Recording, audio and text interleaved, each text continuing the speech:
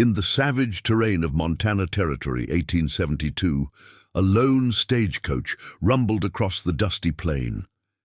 William "Ghost" Harrington sat perched on the driver's bench, his weathered hands gripping the reins with practiced ease.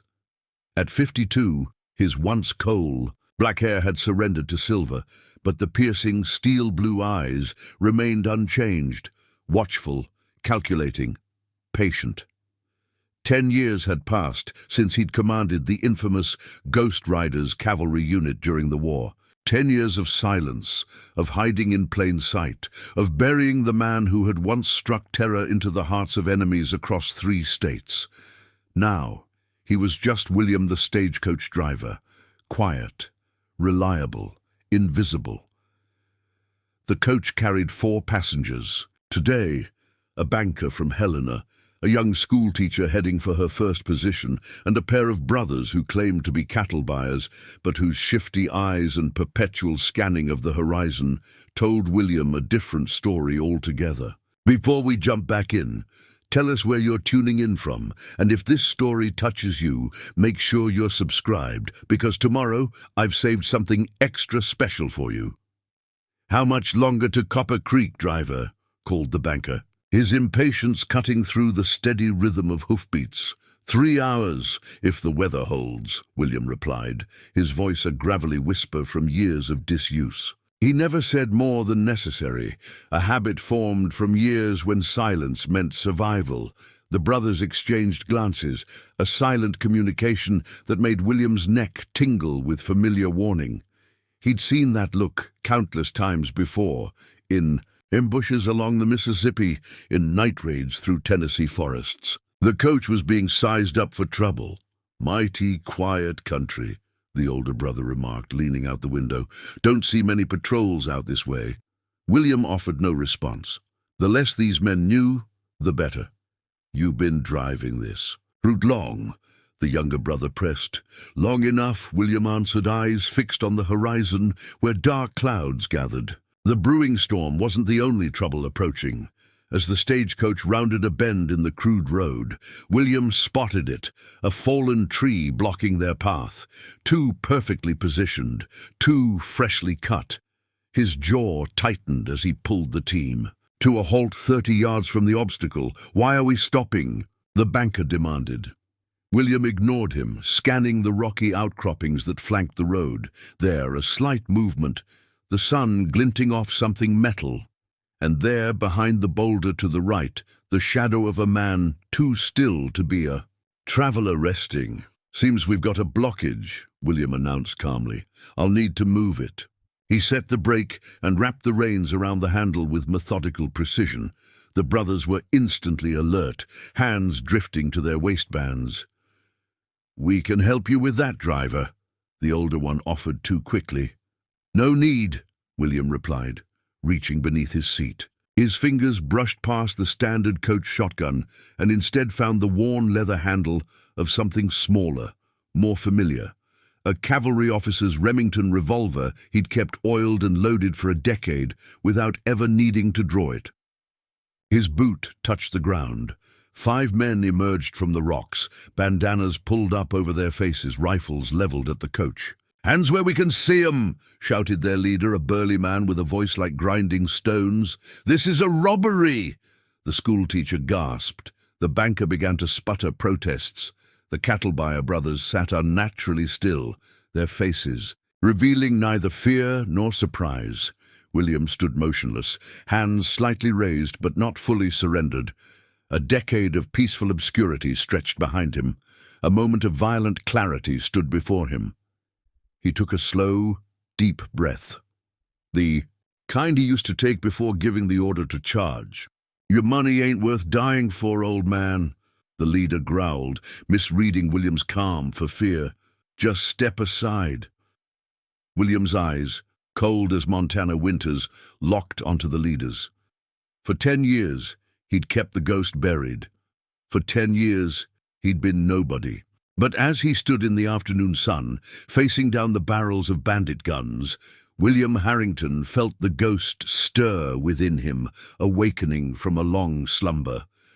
The leader took a threatening step forward, You deaf old-timer? I said, I heard. You, William interrupted, his voice suddenly different, sharper, commanding, the voice that had once directed charges that broke enemy lines and left legends in their wake. But I don't think you understand the situation you're in. The bandit leader blinked in confusion, thrown by the sudden transformation in the driver's demeanor. William's shoulders had straightened, his stance shifted subtly from the slouch of an aging driver to the balanced poise of a combat veteran. 5 guns against one old fool, sneered another bandit, stepping forward. Seems pretty clear to me. William's eyes hadn't moved from the leader's face. Last chance, he said, the words carrying a weight that made even the brothers inside the coach exchange uneasy glances. Clear the road and ride away. The leader's laugh was cut short as William's hand moved. The Remington appeared as if conjured from air itself, and the first shot cracked before any bandit could react. The leader's rifle clattered to the ground. As he clutched his bleeding hand, the weapon shot cleanly from his grip. The second shot followed instantly, the nearest bandit's hat flying from his head, a neat hole punched through its crown an inch above his scalp. The next one doesn't miss, William stated, his voice carrying across the sudden silence of the clearing. The bandits froze, caught in the terrible realization that they had made a grave miscalculation. This was no ordinary stagecoach driver. Inside, the coach, the younger brother, whispered, "Holy hell, is that?" The older one nodded slightly, recognition dawning. Ghost Harrington, the cavalry commander. The schoolteacher looked between them in confusion. "Who?" The banker, pale-faced, sank back against the leather seat. "We're sitting in a coach driven by the Ghost Riders' commander," he whispered. "The most feared cavalry unit in the war." Outside, William's eyes remained fixed on the bandits, the Remington steady in his hand. "You have 3 seconds to decide," he informed them, as casually as if discussing the weather. "Then I stop being merciful." The leader, clutching his bleeding, his hand backed away a step. "This ain't over," he snarled, but the threat sounded hollow even to his own ears. "It was over the moment you chose this coach," William replied. "Now go, before I remember who I used to be." Preparing and narrating this story took us a lot of time, so if you are enjoying it, subscribe to our channel. It means a lot to us. Now back to the story. The bandits retreated, dragging their wounded leader, casting fearful glances over their shoulders at the silver-haired driver who stood unmoving in the road, the terrible stillness of his posture more frightening than any threat. Only when they had disappeared into the rocks did William lower the Remington, though he didn't holster it. Instead, he walked calmly to the fallen tree and examined it. "Sir," the schoolteacher called, leaning out the window. "Are you really?" William cut her off with a look. "I'm just a stagecoach driver, ma'am. Nothing more." He turned to the brothers. "You two, help me move this tree." The brothers scrambled out, suddenly deferential. As they worked alongside him, the younger one ventured, "Colonel Harrington, my pa served with the 18th Illinois. He told stories about the Ghost Riders." William continued working, saying nothing. "Said you all appeared like spirits in the night. No warning, no mercy." The young man paused. "Said you were the best commander he ever saw." William's hands stilled for just a moment on the rough bark. Then he straightened, fixing the brothers with a hard stare. "Your father's name?" "Sergeant Thomas Jenkins, sir." A flicker of something, recognition, perhaps even emotion, crossed William's face before it settled back into its mask. "Tom was a good soldier," William said finally. "One of my best scouts." He looked at the brothers more carefully. "You've got his eyes." The brief connection made, William returned to clearing the path, his movements efficient and purposeful. When the way was open, he climbed back to the driver's seat without another word, tucking the Remington beneath his coat. As the coach rumbled back into motion, the passengers sat in stunned silence. The banker's earlier impatience had evaporated. The schoolteacher kept stealing glances at the straight-backed figure on the driver's bench. The Jenkins brothers whispered between themselves, casting occasional awed looks forward. None of them noticed the dust cloud far behind them, where the bandits had regrouped and been joined by a larger force. None except William, whose eyes checked the back trail with the habitual vigilance of a man who had spent years being hunted. The Ghost Riders' commander had emerged from hiding, and word would spread fast. As Copper Creek appeared on the horizon, William knew with grim certainty his quiet life was over. Quiet life was over. Copper Creek wasn't much, a handful of weathered buildings stubbornly refusing to surrender to the Montana wilderness. As William guided the coach down the town's only street, faces turned with the curiosity reserved for newcomers in isolated places. He felt their gazes like physical touches, each one threatening to recognize what he'd spent a decade hiding. When the coach halted before the Frontier Hotel, William remained perched on his seat while the passengers disembarked. The banker hurried away without a backward glance, clearly disturbed by the revelation of his driver's identity. The schoolteacher lingered, uncertainty in her young face. "Thank you for protecting us, Mr. Harrington," she said softly. William nodded once, the brim of his hat shadowing his eyes. "Just doing my job, ma'am," she hesitated. "The stories they tell about you, stories grow taller than trees out here." William cut her off, his voice like gravel shifting underfoot. "Best not to believe everything you hear." The Jenkins brothers stood nearby, whispering between themselves. Before approaching the coach, "Colonel," the older one said, "we'd be honored if you'd join us for a drink." William's hands tightened imperceptibly on the reins. Not a colonel anymore, just a driver with horses to tend. The younger Jenkins stepped closer. "Those men back there, they'll come looking for revenge. They've got friends in this town." "Wouldn't be the first time someone came looking," William replied, his eyes scanning the dusty street with practiced efficiency. "Won't be the last." As the brothers walked away, William guided the team toward the livery stable at the edge of town. A gnarled old-timer with a wooden leg hobbled out to meet him. "Right on schedule as always, Will," the stable master greeted him, then paused, squinting. "Something's different about you today." William descended from the coach, moving with a fluid grace that belied his years. "Had some trouble on the pass, nothing worth mentioning." The old-timer, Silas Burke, who'd lost his leg at Gettysburg, snorted. "That right? Then why are the Jenkins boys in town telling everyone that the Ghost Rider himself saved their coach from bandits?" William's expression didn't change, but something shifted in his posture. A subtle squaring of the shoulders, a faint lift of the chin. "Folks talk," he said flatly. Silas spat tobacco juice into the dirt. "They sure do, and talk travels, especially when it's about a man who's supposed to be dead." He took the reins from William. "Cormac Flynn's in town. Recognized him at the saloon yesterday." The name hit William like a physical blow.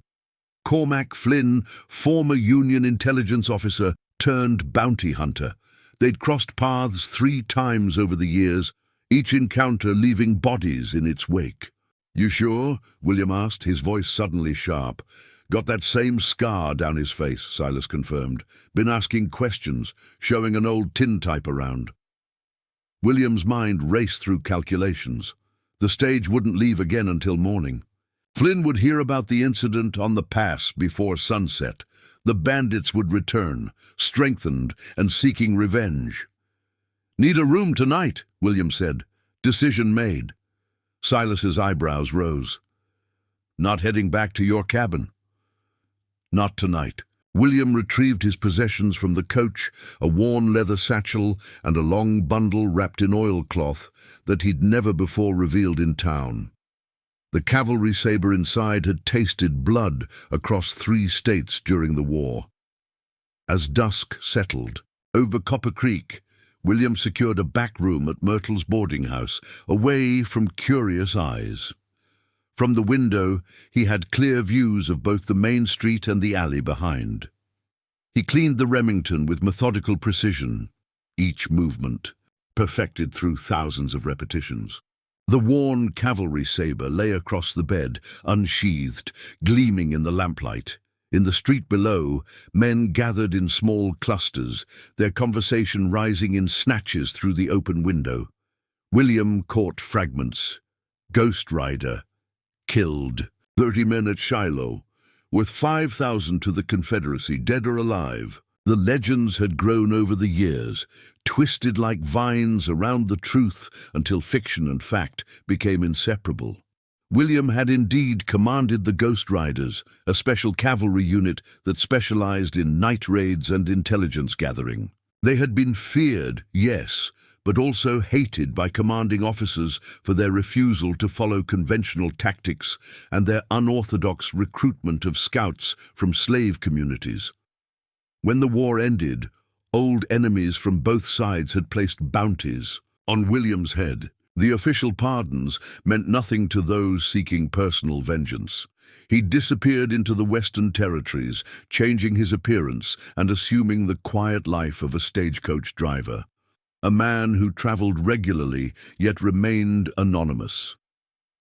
Knock at the door pulled William from his thoughts. His hand moved automatically to the Remington. "It's Silas," came the whispered voice. William opened the door just enough for the old stablemaster to slip inside. Silas's eyes widened at the sight of the cavalry saber on the bed. "So it's true then," he said. "You really are him. What do you want, Silas?" The old man limped to the window, peering cautiously around the edge of the curtain. "Flynn's gathering men at the saloon, offering $500 to anyone who helps him take you in." "And you're here because?" Silas turned, his weathered face solemn. 18th Illinois. I was at Missionary Ridge when your Ghost Riders appeared out of nowhere and saved our flanks from being overrun. He straightened as much as his twisted body would allow. "Never got to thank you for that." William's stoic expression didn't change, but something flickered in his eyes. Recognition, perhaps even a shade of the man he'd once been. "How many with Flynn?" he asked. 8, maybe 10. Those bandits from the past joined him. They're liquored, up and angry." William nodded, calculations running behind his steel-blue eyes. "Anyone likely to stand with me?" Silas smiled grimly. "The Jenkins boys are in there arguing your case. The schoolteacher's landlady is married to our sheriff. She's been singing your praises all evening." "Not enough," William said flatly. "Maybe not, but—" Silas was interrupted by the sound of breaking glass from the street below, followed by angry shouts. William moved to the window. A crowd had gathered outside the saloon.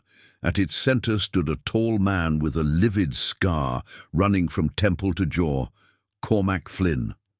Even from a distance, William recognized the distinctive Navy Colt, revolvers holstered across his chest.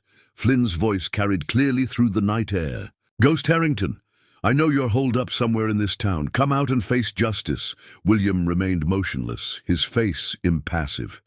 But inside, the careful walls he'd built over 10 years of hiding began to crumble. The ghost, long, suppressed, stirred within him, not with fear, but with a terrible readiness. "What will you do?" Silas whispered. William Harrington, once the most feared cavalry commander in the war, looked at the old soldier beside him and allowed himself a rare, cold smile. "What I've always done, Silas. Ride out to meet them before they expect me to. Night fell over Copper Creek like a funeral shroud. William moved through the darkness of Myrtle's boarding house with the silent precision that had earned him his nickname. The Ghost Riders hadn't been named for dramatic effect. They'd earned the title through their ability to materialize from darkness when least expected. Silas watched with undisguised awe as William transformed before his eyes. Gone was the slouching stagecoach driver, replaced by a warrior whose every movement spoke of calculated violence. "Flynn won't expect you to come to him," Silas whispered. "Man like that thinks you'll hide." William secured the cavalry saber across his back, the worn leather harness fitting his body like it had never left. "Flynn should know better. That's his third mistake. What were the first two? Coming to my town, William said, checking the Remington cylinder. And bringing those bandits with him. In the dim light, Silas saw what the rest of Copper Creek had missed these past years. The eyes of a predator, patient and resolute. Not the eyes of a man who killed for pleasure, but of one who had mastered death's dealing as thoroughly as any craftsman masters his trade. Take the back stairs, Silas instructed. There's a passage through Mrs. Peterson's garden that'll put you behind the saloon. William nodded once. If I don't come back, you will, Silas cut him off. I saw what your ghost riders could do against worse odds than this. A ghost of a smile touched William's lips. Different times, old soldier. I'm not as fast as I was.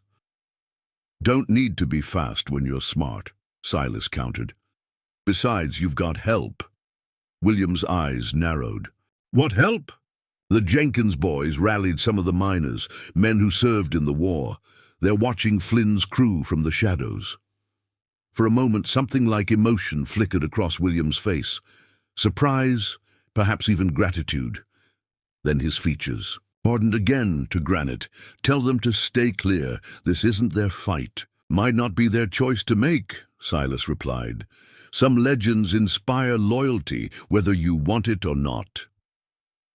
William moved to the window, surveying the town's main street, where Flynn and his men had set up a loose perimeter around the saloon. Their arrogance was palpable. They'd positioned themselves beneath the street lamps, openly displaying their numbers and firepower. 11 men, William counted softly. 4 at the saloon, 3 watching the hotel, 2 at the stables, 2 roaming. Plus Flynn, Silas added. Flynn won't be visible, William corrected. He'll be watching from somewhere with elevation and cover. His eyes scanned the buildings until they settled on the church steeple. There! Without another word, William slipped through the door and vanished into the darkness of the hallway. Silas moved to the window, straining to catch a glimpse of the legendary commander, but saw nothing, only shadows shifting as clouds passed over the moon. William descended, the back stairs in total silence, each foot placed with the care of a man who had learned that sound meant death. The cavalry saber remained motionless against his back, secured in a way that prevented even the slightest clink of metal. At the bottom of the stairs, he paused, listening to the night. Copper Creek's usual evening sounds had been replaced by an unnatural stillness. No piano played in the saloon, no drunken laughter spilled into the street. The town was holding its breath, waiting. William slipped through Mrs. Peterson's garden as Silas had directed, using the lilac bushes for cover. From his new position, he could see 2 of Flynn's men standing beneath the overhang of the general store, rifles cradled in their arms. Their posture told him everything. Overconfident, unprepared for immediate threat, they expected to hunt, not to be hunted. Moving like water through the darkness, William circled behind the saloon. A half-open window offered a glimpse inside. Flynn's. Remaining men gathered around a table, passing a bottle, their backs to the darkened corners. Among them sat the bandit leader from the afternoon's ambush, his hand crudely bandaged, face flushed with whiskey and hatred. "Cut him into pieces when we find him," the bandit was saying. "Nobody makes a fool of Ezra Lucas and lives to tell about it." One of Flynn's hired guns laughed. "You'll get your chance at what's left after Flynn collects the bounty. Confederate. Gold still spends, and there's plenty who remember what the Ghost Riders did in Georgia." William's jaw tightened. The Ghost Riders had indeed been in Georgia, extracting Union sympathizers trapped behind Confederate lines, disrupting supply chains, gathering intelligence that saved thousands of lives. But history is written by those with grudges as often as by those with truth. A sudden movement at the edge of his vision made William freeze. One of the roaming guards was approaching, rifle held loosely, a cigarette dangling from his lips. William pressed himself into the shadow of a rain barrel, calculating angles, possibilities, risks. The guard passed within arm's reach, oblivious to the danger beside him. As the man moved beyond, William made his decision.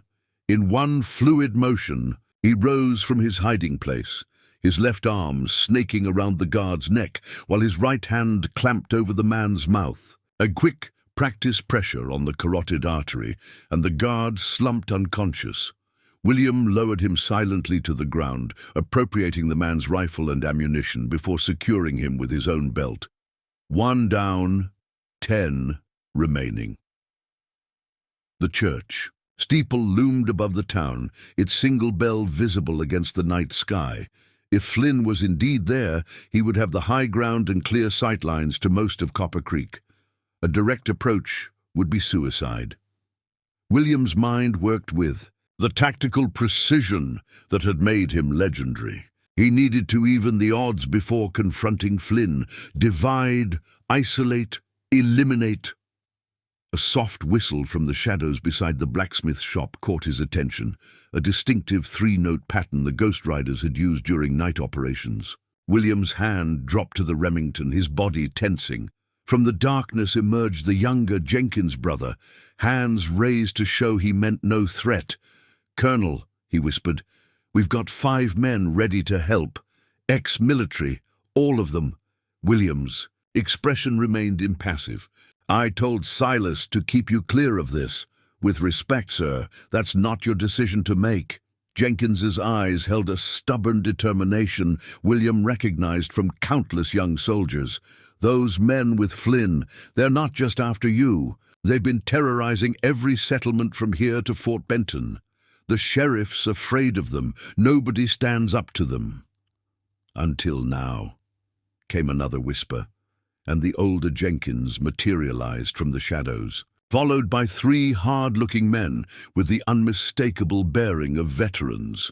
William studied them, recognizing what civilians might miss, the way they positioned themselves with clear fields of fire, their economical movements, the respect they maintained for their weapons. 18th Illinois, one man said. "Sergeant David Cooper." 9th Ohio, said another. "Corporal Michael Irving." The third man simply touched his hat. "Scout for Sherman. Saw your Ghost Riders work at Kennesaw Mountain. Never thought I'd have the chance to return the favor." For 10 years, William had carried the burden of his legend alone, distancing himself from his past and from the connections that made a man vulnerable. Now, standing in the shadows of Copper Creek with these men who had chosen to stand with him, something long dormant stirred in his chest. "What's your plan, Colonel?" the older Jenkins asked. William's tactical mind shifted, adapting to these new variables. "Flynn's men are spread too thin. They don't expect resistance. We use that." He quickly outlined his strategy. Isolate the roaming guards first, then neutralize the pairs at their fixed positions, working their way inward until only the men at the saloon remained. "And Flynn?" Cooper asked. William's eyes drifted to the church steeple. "Flynn is mine."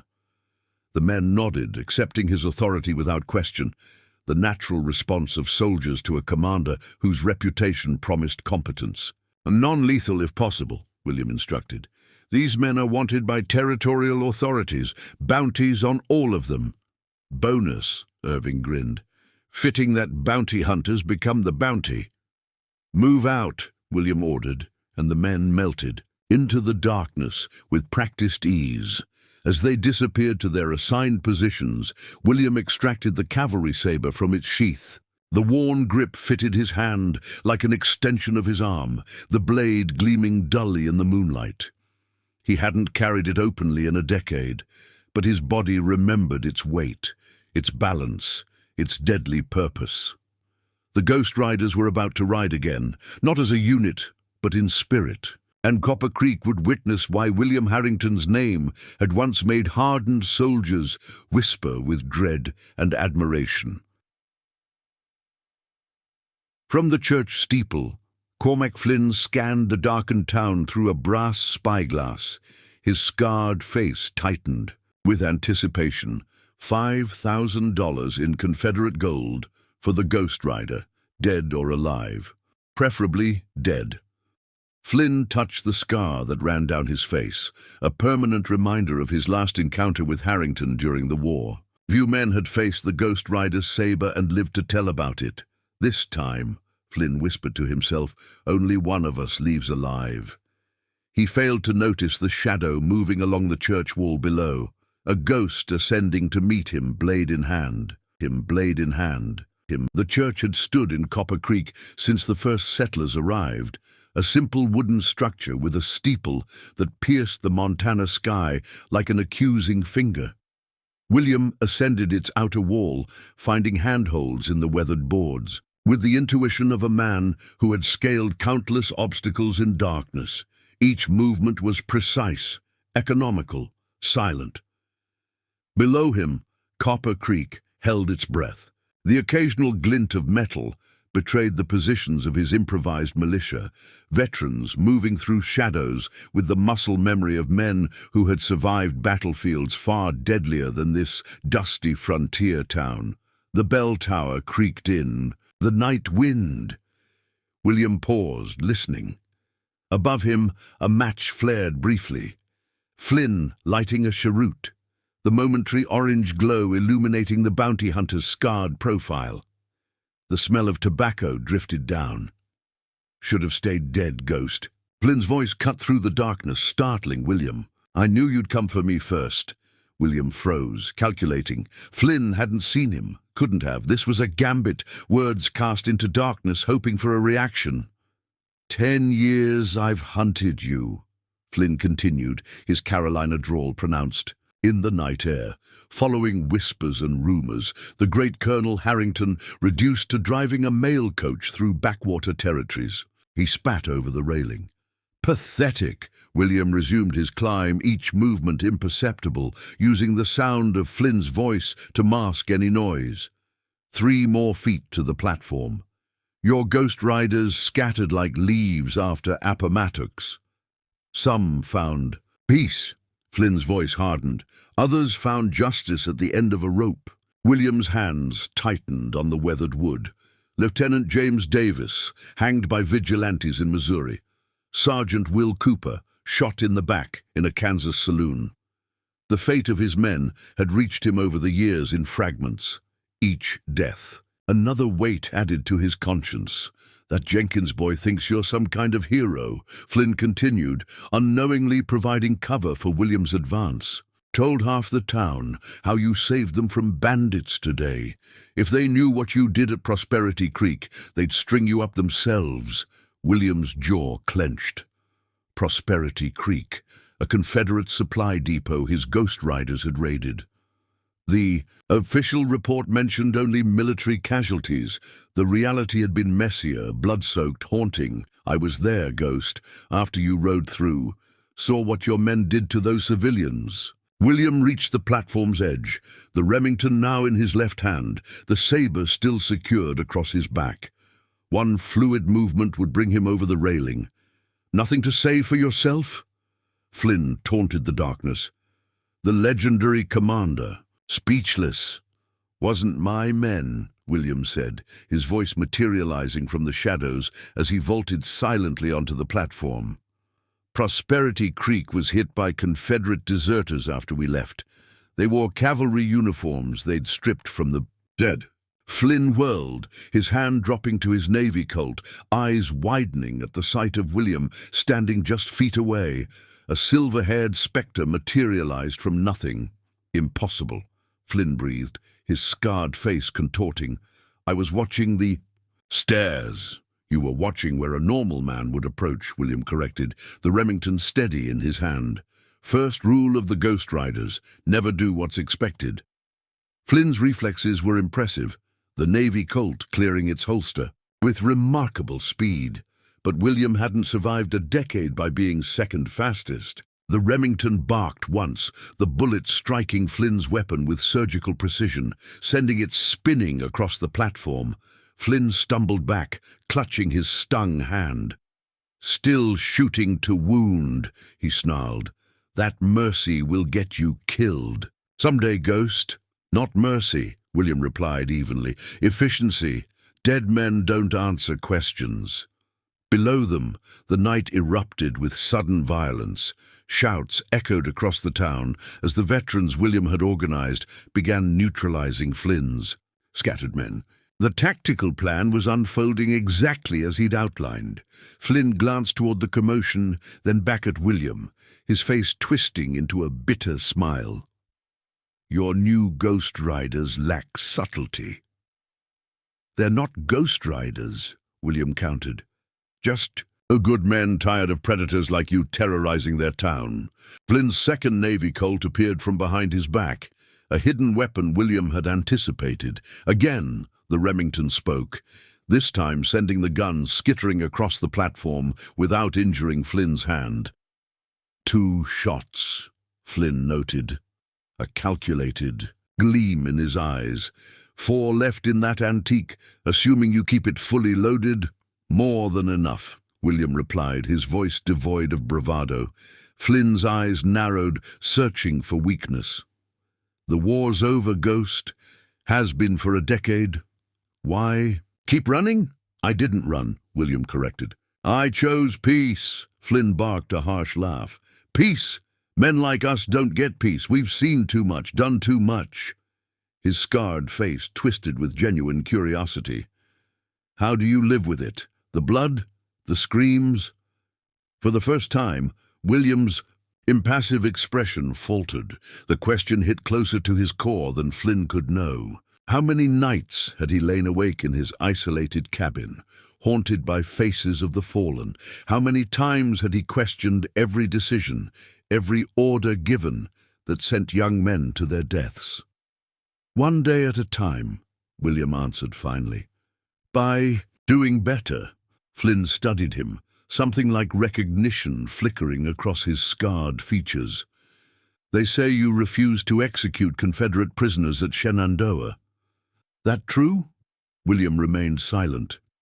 "They say you distributed Union supplies to starving civilians in Atlanta, Confederate civilians." "People are people," William said simply. A curious expression crossed Flynn's face, not quite respect, but something adjacent to it. "The bounty on you isn't just about the battles you won, Ghost. It's about the rules you broke. The example you set that threatened the natural order of things. Is that why you've hunted me for 10 years? To restore the natural order?" Flynn's hand drifted to his scar. "I hunted you because you did this to me at Missionary Ridge, because you killed 12 of my men and left me for dead." "You were attacking a field hospital," William corrected, his voice hardening. Red Cross flags clearly visible. Flynn shrugged, unrepentant. "War is war." "War has rules," says the man who created a unit specifically to break them. William's eyes narrowed. "The Ghost Riders operated outside conventional tactics. We never targeted civilians or medical personnel." Flynn spat on the platform. "Self-righteous until the end." Below them, the sounds of conflict were diminishing. Shouts became more sporadic. Occasional gunshots faded to silence. William knew without seeing that his improvised militia was prevailing against Flynn's scattered men. Flynn knew it too. His posture shifted, tension gathering in his muscles like a coiled spring. William recognized the precursors to desperate action. "Whatever you're thinking," William warned, "reconsider." Flynn's eyes darted to the bell rope hanging nearby. "Your new friends will be coming soon, expecting to find you triumphant over the big bad bounty hunter." His scarred face split into a malicious grin. "What will they think when they find pieces of the legendary Ghost Rider splattered across their precious church?" William's grip tightened on the Remington. "You won't reach that rope." "Maybe not," Flynn conceded. "But I've got something just as effective." His hand moved to his vest, producing a small derringer, a hideout weapon so common William had accounted for it in his calculations. What he hadn't anticipated was Flynn's target. Instead of aiming at William, Flynn pointed the derringer at a small wooden box secured beneath the church bell. "Blasting powder," Flynn explained, satisfaction spreading across his scarred face. "Enough to turn this steeple into splinters, with us in it." William's tactical mind raced through possibilities, each one worse than the last. At this range, even his legendary accuracy couldn't guarantee hitting the tiny derringer before Flynn could fire. Rushing him would trigger the same catastrophic outcome. "You'd die too," William observed, playing for time. Flynn's laugh held no humor. "I've been dead inside since Missionary Ridge, Ghost. Question is, are you ready to join your fallen riders?" The Bayou. Bounty Hunter's finger tightened on the trigger. In that frozen moment, William made his choice. The Remington barked once more, but not at Flynn's weapon or hand. Instead, the bullet struck the platform between them, splintering the weathered wood with calculated precision. Flynn fired reflexively as the platform shifted beneath him, but his aim wavered. The Derringer's bullet struck wood instead of blasting powder. William lunged forward, abandoning the Remington to draw the cavalry saber in one fluid motion as the platform gave way beneath them. They fell together through splintering wood, the night air rushing past them. Flynn's startled cry was cut short as William's free hand grasped a support beam, his body pivoting with the grace that had made him legendary. The cavalry saber flashed once in the moonlight. When William landed on the church floor below, he did so alone. Flynn's body struck the hard-packed earth outside with a dull thud. For a moment, William stood motionless, the cavalry saber gleaming dully in the darkness, his breath coming in controlled measures. The church's silent witnesses, empty pews, arranged in neat rows, offered no judgment on what had just occurred. Outside, voices approached, the Jenkins brothers and their makeshift militia coming to report their success. William sheathed the saber with a practiced motion, retrieving his fallen Remington before stepping through the church doors. In the moonlight, Copper Creek looked different to him now. No longer just another anonymous town where he could hide, but a place where he had stood his ground, where the Ghost Rider had emerged from shadows not to haunt, but to protect. 10 years of running ended in a single night because he'd chosen to help a stagecoach full of strangers. Because he'd remembered who he was beneath the quiet disguise he'd constructed. The question that remained, hanging in the air as tangibly as the gun smoke from his Remington, was simple, yet profound. Now that the Ghost Rider had returned, could William Harrington ever disappear again? Dawn broke over Copper Creek, painting the town in hues of amber and gold. The night's violence had been washed away by the territorial authorities who arrived shortly after midnight, summoned by a telegraph message Silas had sent hours before. The conflict began. The old stablemaster had planned further ahead than William had given him credit for. Sheriff Dawson, a barrel-chested man with a silver star and a no-nonsense demeanor, stood on the boardwalk outside the jail. Inside the cells, Flynn's surviving men nursed wounds and contemplated the substantial bounties on their own heads. $800 a head, Dawson remarked as William approached. Plus Flynn himself worth twice that. Montana territory. Appreciates the help, Mr. Harrington. William nodded once, his eyes surveying the street. Copper Creek was returning to life. Shopkeepers sweeping boardwalks, the blacksmith's forge already glowing orange, a wagon loaded with timber creaking toward the sawmill. "Town owes you a debt," the sheriff continued. "These men have been terrorizing settlements across 3 territories. They were after me," William replied, his voice still carrying the gravel-rough quality that years of silence had etched into it. The town was just in their way. Dawson's weathered face creased with something resembling respect. "Jenkins boys, told me who you are, or were." He paused, considering his next words carefully. "War's been over a long time, Colonel. I'm aware. What I mean is," Dawson clarified, "the bounties from those days, they ain't official anymore. Confederate gold or not, you're just William Harrington now, far as the law's concerned." William's expression remained impassive, but something in his posture eased slightly. "Course," Dawson added, "there might be other Flynns out there, men with personal grievances rather than legal authority." "There always are," William agreed. The sheriff studied him with shrewd eyes. "You aiming to move on then? Find another quiet corner to disappear into?" The question hung in the air between them. For 10 years, William had lived by a simple rule. Never stay where people knew his true identity. The anonymity of a stagecoach driver had been his shield, allowing him to exist in the spaces between. Now that shield was shattered. Before he could answer, a commotion at the end of the street drew their attention. The morning stage had arrived, right on schedule, despite the previous day's events.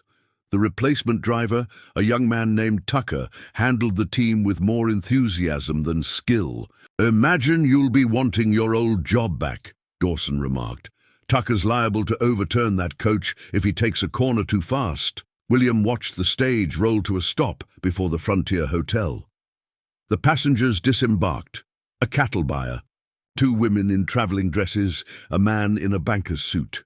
Ordinary people moving through their ordinary lives, unaware they stood in a town where legend and reality had collided hours before. "Sheriff," a voice called, and they turned to see the schoolteacher from yesterday's stage approaching. Miss Abigail Collins walked with purpose, her simple blue dress and determined expression at odds with the deference she'd shown William the previous day. "Miss Collins," Dawson greeted her with a tip of his hat. "What can I do for you this fine morning?" "Not you, Sheriff," she replied, then fixed her gaze on William. "Mr. Harrington, I'd like a word." William nodded once, curiosity briefly overtaking his customary reserve. "I'll leave you to it," Dawson said, heading back toward the jail. "Stage company office wants a statement about yesterday's incident when you have time, Harrington." When the sheriff had gone, Miss Collins faced William directly. Her earlier timidity had vanished entirely. "I've spoken with Mrs. Peterson at the schoolhouse," she said without preamble.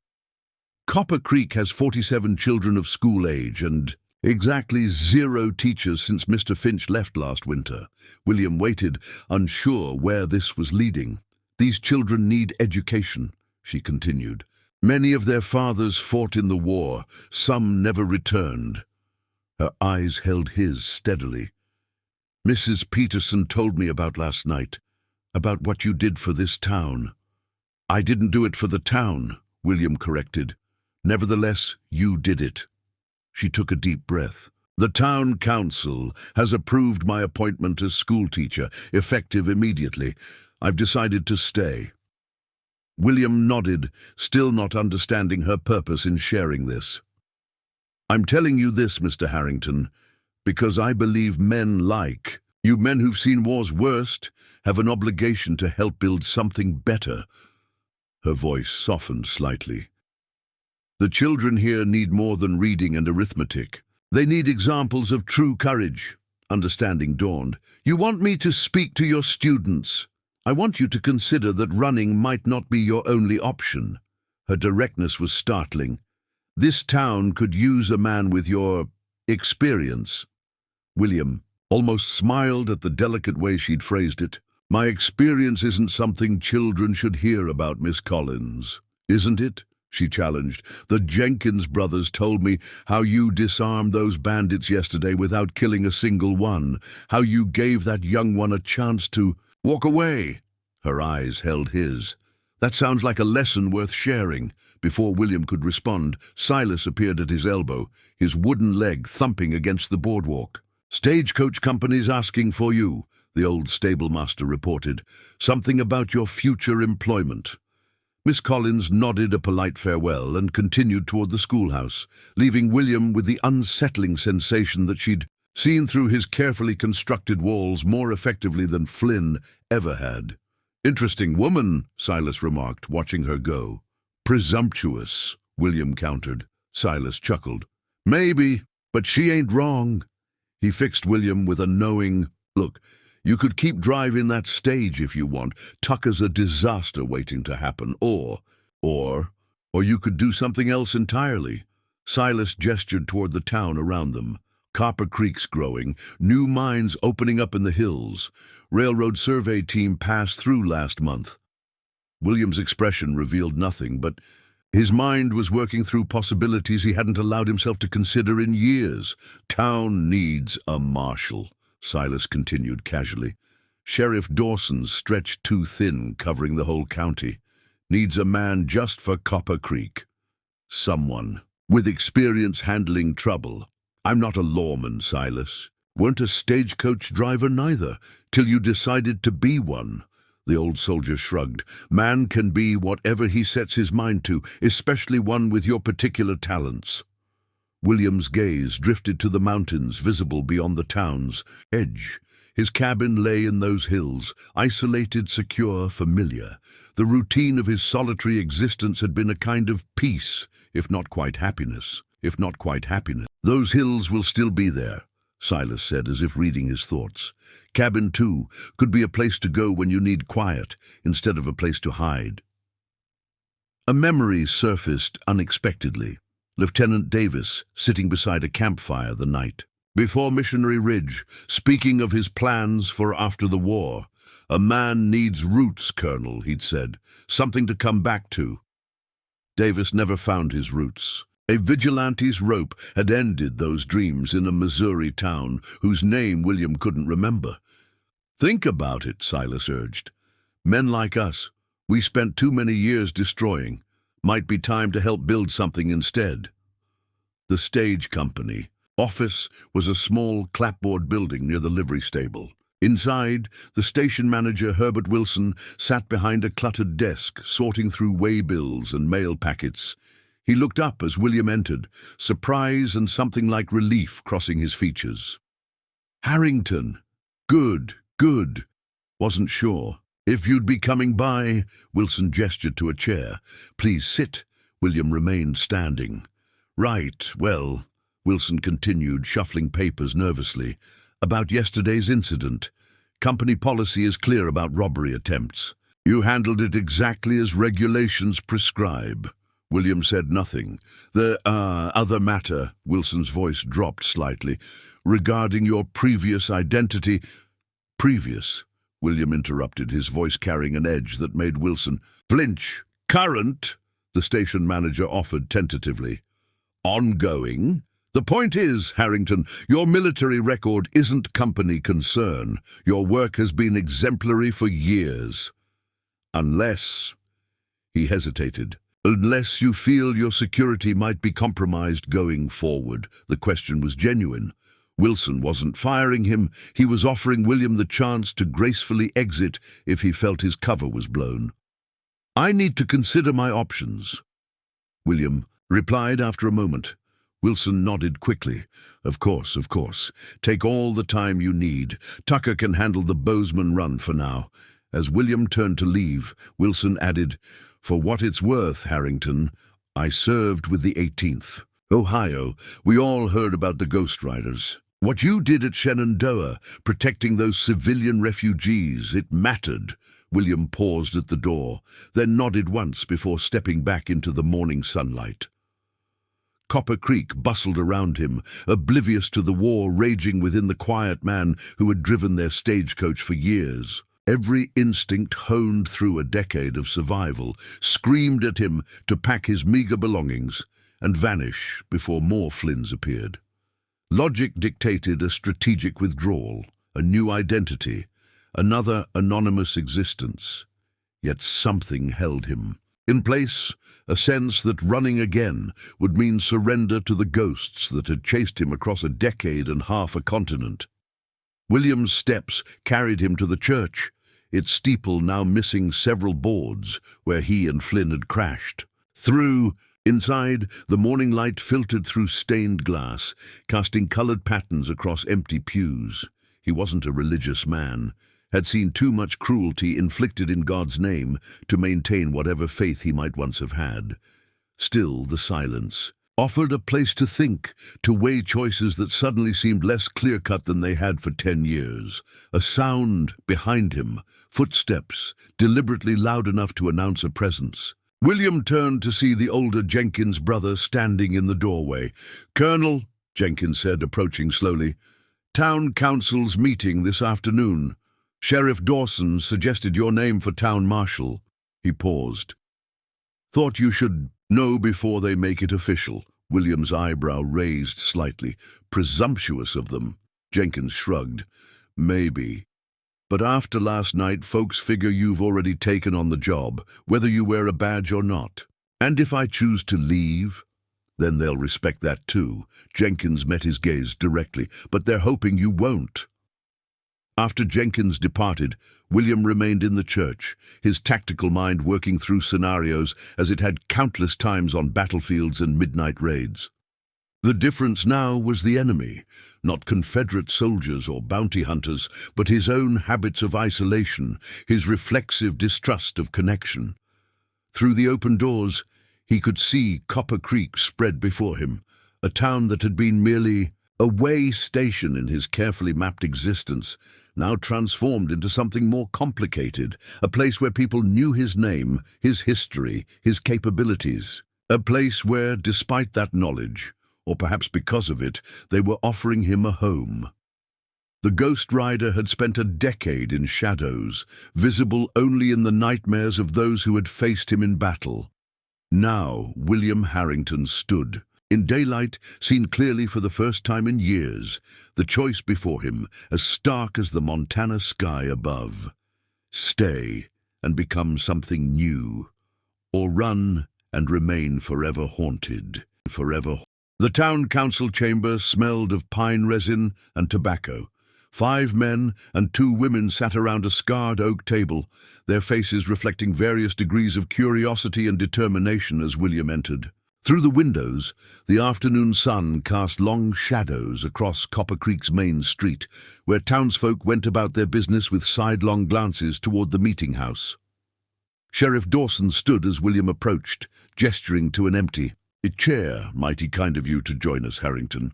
William remained standing, his cavalry saber conspicuously absent, though the Remington remained holstered beneath his coat. A message in itself. He was neither fully the Ghost Rider nor merely the stagecoach driver today.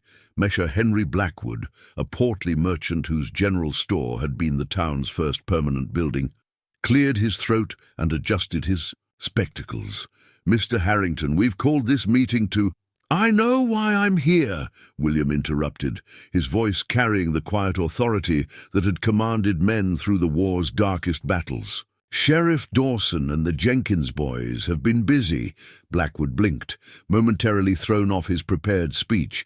"Yes, well, the position of town marshal has been vacant since 3 months, William finished, "since Marshal Thornton took a bullet meant for his deputy during the Silver Creek mining dispute." The council members exchanged surprised glances. Even during his years of anonymous service, William had missed nothing. Information was survival, a habit the Ghost Rider had never abandoned even as he drove the stage. "You've already made your decision," William continued, addressing the room rather than any individual. "This meeting is formality." Mrs. Peterson, the landlady who had unwittingly provided William's escape route the previous night, straightened. In her chair, unlike the others, she seemed unintimidated by his directness. "Not entirely, Mr. Harrington," she said, her Scottish brogue pronounced but precise. "We've agreed to offer you the position. Whether you accept is another matter entirely." William studied the council members. The blacksmith, arms like tree trunks, a burn scar visible on his forearm. The banker, nervous fingers tapping an uneven rhythm on the table. The doctor, eyes that had seen too much suffering to be easily impressed. Together, they represented Copper Creek's foundation, its economic lifeblood, its future. "Why me?" William asked. "There are younger men, men without histories." The blacksmith, Hanson, snorted. "Younger men who'd shoot first and think never. We've seen enough bloodshed." "You lived among us for years," Mrs. Peterson added. "Kept to yourself, did your job without complaint. Never caused trouble." A slight smile touched her stern features. "Until trouble found you. What we saw last night," the doctor spoke up, his voice carrying the refined tones of Eastern education, "was a man who could have killed every one of those miscreants, but chose not to. a man who coordinated civilians with military precision, minimizing casualties while neutralizing a serious threat. He leaned forward. In my experience, such restraint is far rarer than the ability to pull a trigger. William's gaze shifted to the window, to the town beyond. Copper Creek was changing before his eyes, no longer a way station in his careful dance of anonymity, but a place with faces, names, histories that had somehow become entangled with his own. The badge comes with the deed to Thornton's old place, Mayor Blackwood said, pushing a folded document across the table. 2 rooms behind the marshal's office. Nothing fancy, but it's solid construction. The banker cleared his throat. $70 monthly salary, plus 10% of any fines collected. Town provides ammunition and basic supplies.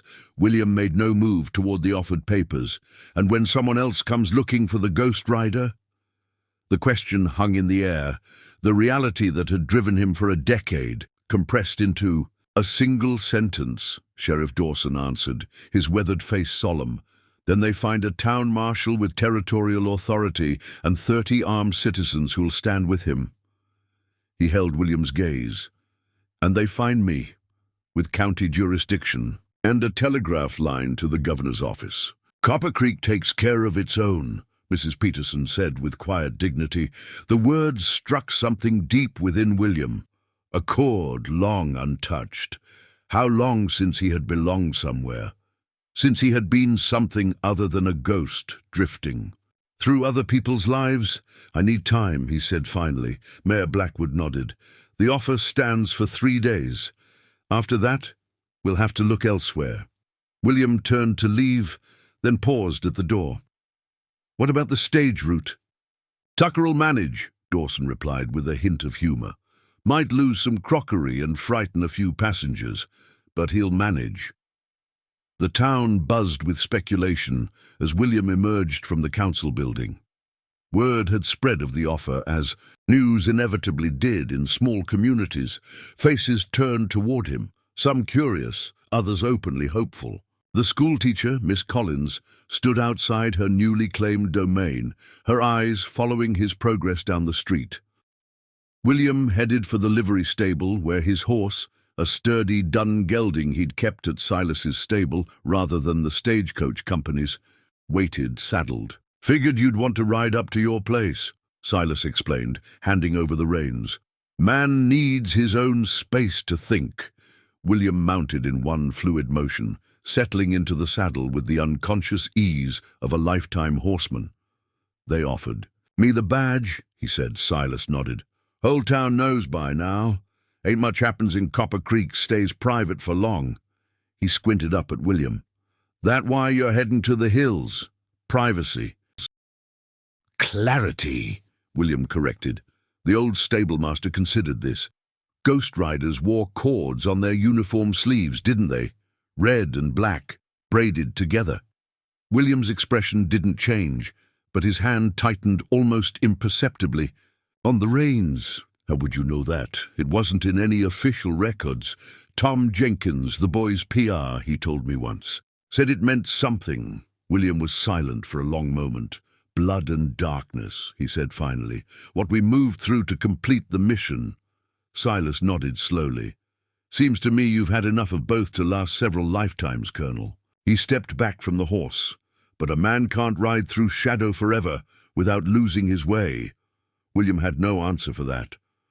With a slight touch of his heel, he directed the gelding toward the trail leading into the foothills beyond town. Behind him, Copper Creek continued its daily rhythms. The blacksmith's hammer, children's laughter from the schoolyard, the distant whistle of the sawmill.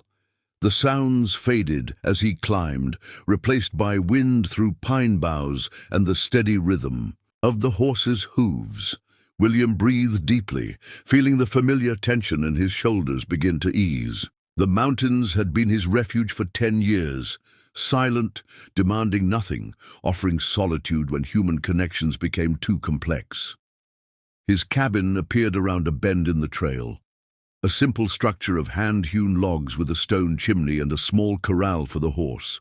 Nothing fancy, as the mayor had described the town lodgings, But William's own hands had built every inch of it, a fortress of solitude where the Ghost Rider could decompress, where William Harrington could simply exist without performance or pretense. He unsaddled the gelding and turned it into the corral with fresh hay before entering the cabin. Inside, everything remained as he'd left it the previous morning. Neat, sparse, functional, a testament to the military precision that still governed his life despite years of civilian existence. The cavalry saber hung above the stone fireplace, his spare kept here rather than carried on stage runs. Beneath it, a small trunk contained the only other remnants of his military life, the red and black braid Silas had mentioned, a folded uniform jacket with colonel's insignia, a daguerreotype of the original Ghost Riders taken after Shiloh. 12. Faces stared back at him from the faded image, so young, so serious, so unaware of what awaited them in the years ahead. Lieutenant Davis with his scholarly spectacles, Sergeant Miller with his perpetual half-smile, Scout Jackson with eyes that could read terrain like other men read books, all gone now, dead or scattered across a nation still healing from its self-inflicted wounds. William built a small fire in the hearth, its warmth unnecessary in the summer evening, but comforting nonetheless. Outside, twilight painted the mountains in deepening shades of purple and blue. He'd planned to spend the night here, gathering his thoughts before making a decision about the marshal's badge. A flicker of movement at the edge of his vision brought him instantly alert. His hand moved to the Remington, still holstered at his side despite the cabin's isolation. "Just me, Colonel," came a familiar voice, and the younger Jenkins brother stepped into view beyond the window. William opened the door, tension returning to his frame. "Why are you here?" Jenkins removed his hat, revealing hair plastered with sweat from the hard ride. "Riders coming into town from the east, 6 men heavily armed." William's tactical mind engaged immediately. "Flynn's reinforcements?" Jenkins shook his head. "Don't think so. These men are different. Matching dusters, military bearing. One's wearing what looks like an old Confederate officer's hat." Something cold settled in William's stomach. Not bounty hunters, then. Something potentially worse. "They're asking for you by name," Jenkins continued. "By your full name and rank, Colonel William Ghost Harrington." The fire popped in the hearth, sending sparks up the chimney. William stood motionless for a moment, calculating distances, options, possibilities. How long ago? Hour, maybe less. Sheriff Dawson's keeping them at the saloon, but Jenkins hesitated. "Speak plainly," William ordered, the commander's voice emerging without conscious thought. "They say they're not leaving without you. Say they've come too far." Jenkins met William's gaze directly. "One of them called you Colonel, like he served under you." William turned to the trunk, lifting the daguerreotype with careful hands. He studied the faces one more time, then replaced it and closed the lid with a decisive click. "Saddle your horse," he told Jenkins. "We're riding back to town." The younger man hesitated. "If they're here to kill you, they're not," William interrupted, a strange certainty in his voice. "But what they want might be worse." "Sir?" William strapped on his gun belt, checked the Remington, and reached for the cavalry saber above the mantel. For the first time since Jenkins had known him, something like emotion crossed the former commander's face. Not fear or anger, but a complex mixture of resignation and resolve. "They want the Ghost Rider to ride again," William said quietly, securing the saber across his back, "and they've waited 10 years to ask." As darkness settled over the mountains, 2 riders descended the trail toward Copper Creek, one young and confused, the other older and grimly determined. Below them, lights twinkled in the town like earthbound stars, a constellation of human connections that William had circled for years without ever truly entering its orbit. Behind them, the cabin stood empty, its fire burning low, awaiting a return that suddenly seemed uncertain. Night fell over Copper Creek like a funeral shroud. William moved through the darkness of Myrtle's boarding house with the silent precision that had earned him his nickname. The Ghost Riders hadn't been named for dramatic effect. They'd earned the title through their ability to materialize from darkness when least expected. Silas watched with undisguised awe as William transformed before his eyes. Gone was the slouching stagecoach driver, replaced by a warrior whose every movement spoke of calculated violence. "Flynn won't expect you to come to him," Silas whispered. "Man like that thinks you'll hide." William secured the cavalry saber across his back, the worn leather harness fitting his body like it had never left. Flynn should know better. That's his third mistake. What were the first two? "Coming to my town," William said, checking the Remington cylinder, "and bringing those bandits with him." In the dim light, Silas saw what the rest of Copper Creek had missed these past years, the eyes of a predator, patient and resolute, not the eyes of a man who killed for pleasure, but of one who had mastered death's dealing as thoroughly as any craftsman masters his trade. "Take the back stairs," Silas instructed. "There's a passage through Mrs. Peterson's garden that'll put you behind the saloon." William nodded once. "If I don't come back—" "You will," Silas cut him off. "I saw what your Ghost Riders could do, against worse odds than this." A ghost of a smile touched William's lips. "Different times, old soldier. I'm not as fast as I was." "Don't need to be fast when you're smart," Silas countered. "Besides, you've got help."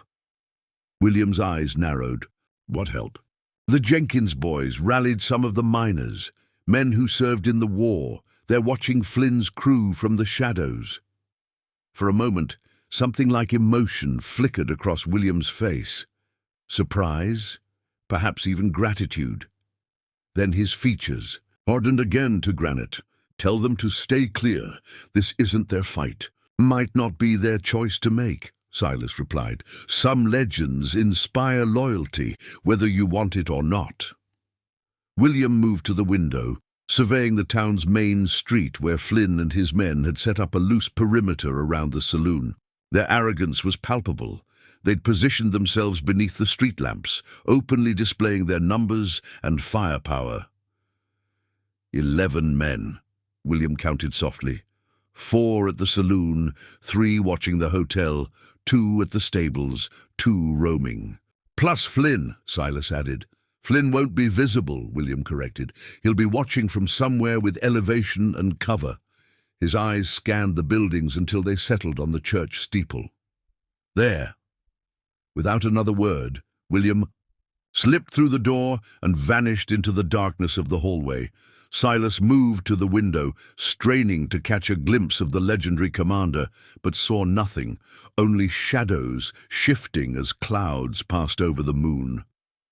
William descended, the back stairs in total silence, each foot placed with the care of a man who had learned that sound meant death. The cavalry saber remained motionless against his back, secured in a way that prevented even the slightest clink of metal.